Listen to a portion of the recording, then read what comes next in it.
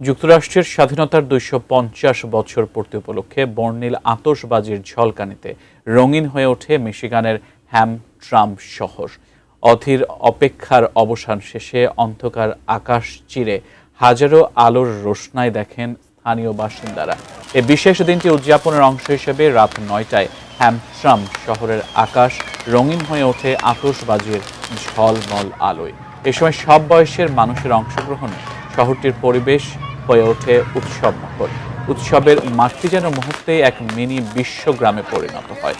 সবচেয়ে হৃদয়গ্রাহী দৃশ্য ছিল শিশুদের উপস্থিতি। হ্যামট্রামের এই উদযাপন যেন কেবল একটি জাতীয় দিবস পালন নয়, বরং এটি বিভিন্ন সংস্কৃতির মানুষের মাঝে ভ্রাতৃত্ব ও ভালোবাসার এক অবিস্মরণীয় মুহূর্ত। আমেরিকার ২৫০ বছরের পথ চলার গৌরব গাঁথা আজ মিশিগানের এই শহরে অসাম্প্রদায়িক এক উৎসবের রঙে রঙিন হয়ে